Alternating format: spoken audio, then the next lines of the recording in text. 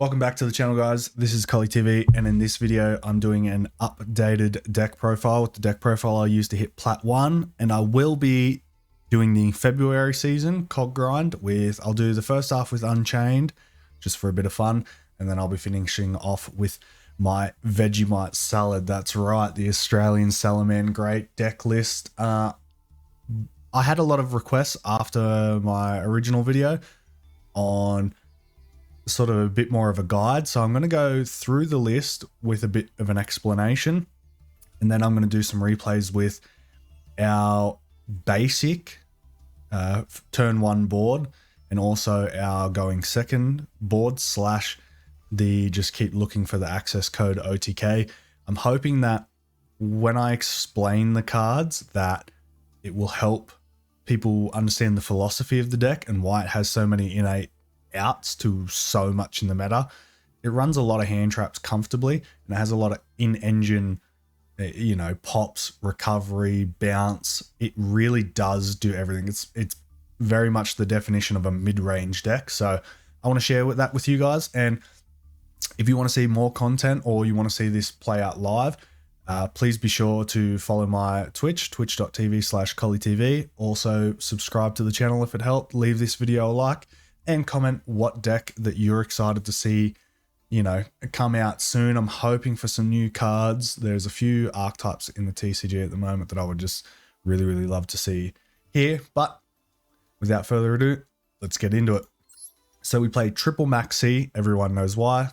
It's one of the premier hand traps in the game. When this goes wayside, we'll probably swap to Thanos Dragon or something. But right now, Maxi's the play. Triple Ash Blossom. This is also phenomenal because we can re-add it with our Sunlight Wolf. So it's a very, very versatile hand trap for us. We play the 2 Sea Archivers. This is essentially 2 more copies of Salamangreat Spinny. Why would you not play it? Helps us get into the Mirage Stalio. It helps us go into the Accesscode. It's a phenomenal card. We play 3 Flame Buffalo. I love being able to just draw 2. That's the idea of this deck, is we want to just establish as much as we can. So we're just trying to feed resource. It's a really, really good way if we have a decent amount of cards in hand and we want to bait. You can always just go into the Buffalo and activate its effect. Very, very strong card. We played 2 Foxy. Now, if you are seeing Eldridge a lot, play 3. This card pops skill drain by itself. Get it into the grave. It can bring itself back out because the effect activates in the grave. It will pop the skill drain. Very, very strong. I would definitely recommend playing 3 if you're seeing so much Eldritch that it's just getting too much for you. Very, very strong card. We play 1 Salamangreat Gazelle. This is pretty much always looking for our dump on the Raw Rage so that we can add it back and use it. Very, very strong card.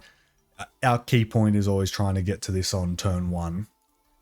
3 Salamangreat Spinny, phenomenal card. Discards itself, brings itself back out, helps make the Mirage Stalio. Very, very strong, very, very good at generating card advantage. It serves such a key purpose in the deck. We play the 1 Falco. Falco is very, very good come late game. Gets slept on. It also makes our rank 4 package stupid strong. Always a must have, and the best players will utilize Falco greatly in that mid to late game to really, recur the resources and keep your deck rolling. We play 2 Jack Jaguar because of Pot of Desires. We don't mind seeing it in the opening hand. It by itself can go into the Accesscode with the splash, so it's pretty good. We have 2 Pot of Desires. This is just the dig. I wasn't playing this originally. I was playing Chalices. Chalice hard outs Alistair, so very, very strong card, but I did decide to go for the double dig, but this is definitely a flex spot for 2 different, hand traps if you want. Triple Cyanite Mining because it's insanely strong. It is almost better than a Rhoda for the deck because you want resources in the grave, so discarding actually is beneficial. So if we have Cyanite Mining and a Spinny in hand and we activate it, Gazelle will activate and be able to special summon itself from hand, so very strong card. Salamangreat Sanctuary, this lets us do the relink, which I'll explain in the tutorial. Will of the Salamangreat, it's essentially a Called by the Grave, but better. Not Called by the Grave, Call of the Haunted, but better. 2 Called by the Grave, just helps stop those turn 1 hand traps. I love this card, I wish it was at 3. I don't like Cross Out and Salamangreat. There are some people that do. I hate it. If you don't see it, then it's just so unfortunate. I'd rather just have extra hand traps to stop my opponent and extra engine to try and push through rather than avoid getting hit with. 3 Salamangreat Circle because it's so strong. 3 Infinite Impermanence. I can't think of a deck that shouldn't play 3. 2 Rage and 2 Raw. These are definitely the correct ratio. I don't like 2 and 1. If you can see either one in your opening hand so that you can get the second one off the Gazelle dump, it feels so strong. We play 1 Mirage Stalio because we can, get it back in hand. Very, very good card. If we link it off, it bounces a monster. It's a free special summon. Overall, just exceptionally good card. We play the 1 Abyss Dweller to turn off the graveyard. I see some people play Zeus. Totally fine. If you get a Bagooska out and you want to swing and then go into a Zeus, also totally fine. But I really, really much prefer Dweller. Bagooska, not a lot of people, they see the card and they don't understand how strong it is. It hard counters pretty much everything that isn't a link monster. It will set it to defense mode and it will negate its effect. Special summon him in defense. That's how you achieve it. It will happen on both sides of the board, but it will slow your opponent so much. You will watch them just churn out special summons and their brain will just fold trying to keep up with why they can't make their plays. 3 Bailings. This is the ultimate good boy. When he's in grave, he's going to protect all our Salamangreats on the field. He searches our sanctuary. He is a very good boy. 3 Sunlight Wolf. This is the dead set core of the deck. He recurs resources. He brings cards back to hand. He is phenomenal. Very, very strong card. This is the card that we want to use our field spell with to Reincarnation Link. He's going to let us, and like I said, it's going to allow the total progression of this deck to really, really hold that resource regen and be able to really help us keep the board established so we can push with the access code. We play 1 Heat Leo just to bounce a back row card, so you can bounce an IO or a field spell if it's on field. It doesn't come up too much. If you drop it, that's totally fine.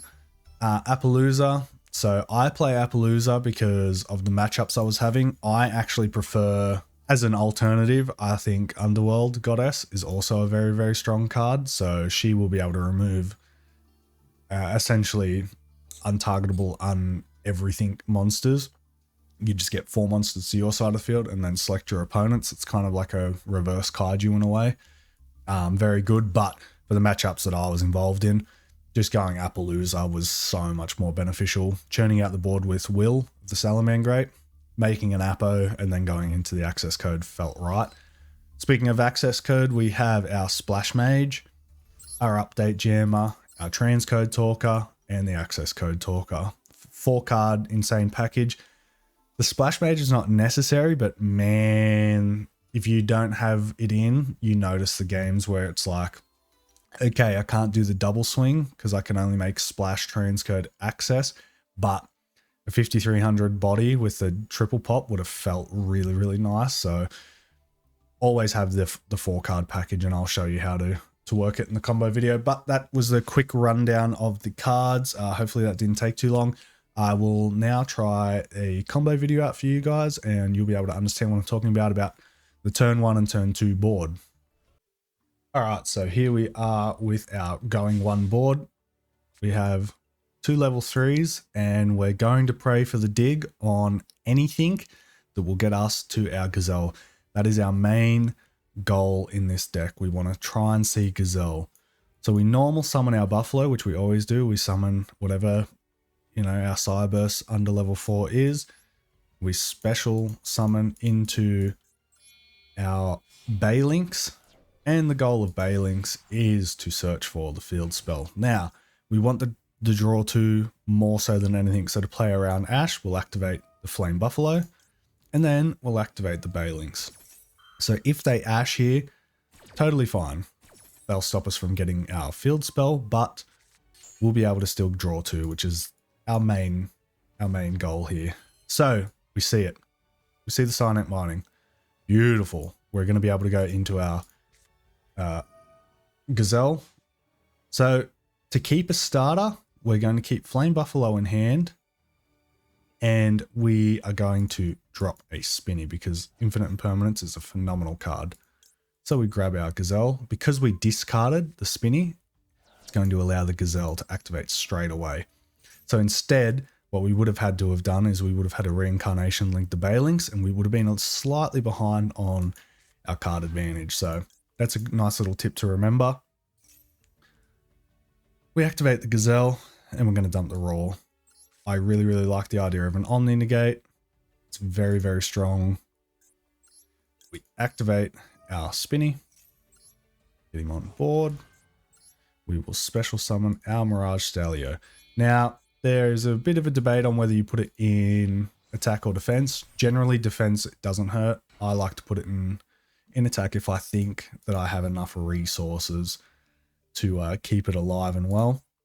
We always want to detach the Mirage Stalio because we want it in grave for when we special summon the Jack Jaguar. And we will link off into a link 2. So we have our link 1 Baylinks and our Jack Jaguar. And we have our Sunlight Wolf. Now, this is not where the turn ends. What we do is we will set the field spell and Reincarnation link. So that will let us link with a monster that has the same name. So we go from our Sunlight Wolf into Sunlight Wolf, which will give us added effects. We are now able to, because we Reincarnation link, we can bring back the Roar. Now, because we don't have any other Salamangreat spell or traps in the graveyard that we won't activate that because it will telegraph which zone it's played in. So we've Reincarnation linked. So we're going to be able to activate this Sunlight Wolf's effect and grab the Roar. We now go to our grave and activate Jack Jaguar. This is a part of the recursion. So Jack, we send back extra deck monsters because they're going to the deck. When we've sent that back, it's going to let Jack Jaguar special summon himself, and he's going to point to the zone that the Sunlight Wolf's in. Now, if a monster special summon or summon to that zone, his extra effect activates, and we return resources to our hand. Now, you can return a fire monster, so you're actually able to return an Ash Blossom if we'd used one in a previous turn. Only if you need it, you get Ash Blossom. Above everything else, Gazelle. We always want Gazelle back in hand because now we have follow-up play next turn. We now will set our Infinite Impermanence, our Roar, and our Impermanence. That is a basic turn 1 play. So we can turn off 2 different columns, 2 monster negates, and we have an Omni Negate. Such a strong board. We have follow-up for next turn. It's so, so good. Depending on what we draw, we'll then play out the rest of the turn. But this is essentially the opening play that you're always looking to try and get on board.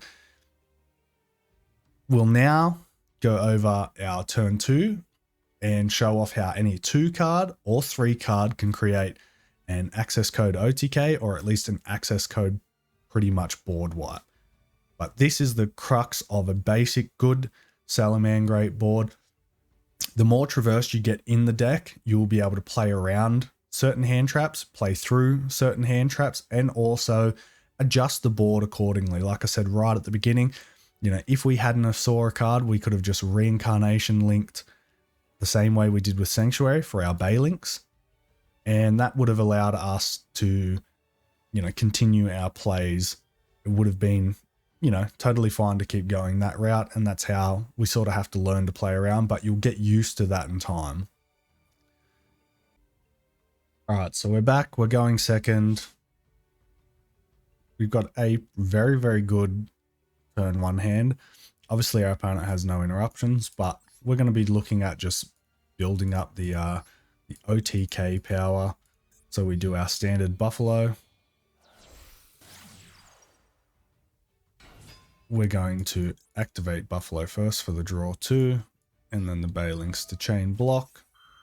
So we're going to be able to send the Sea Archiver here, which is good because he's able to special summon himself back out, provided we can get something summoned underneath the Balinks. So we're going to discard him.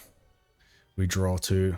Perfect. So we have a Called by the Grave and we have a Spinny. So our play, to be able to just look for the access code always. That's our plan. We activate Spinny's hand effect, which will bring out, which will boost Balinks' attack and allow him to special summon his grave effect, activate his grave effect, which is to special summon himself. Now we want to special summon him to a zone that is pointed to because it will activate the Sea Archiver. Now, the beautiful part about this is, boom, we have Cyburst monsters that are meet the condition of our update jammer. Level 2 or higher Cyburst, we need 2 of them. If we don't have that, that's okay. You just make Splash Magician, but if you're only making Splash Magician, you're not able to activate the insane effect that is the update jammer for the double attack. So I suggest you definitely read the access code package cards. So what we're going to do here is we're going to set up an insane board with even more follow-up the next turn just in case. So we're going to special summon the update jammer.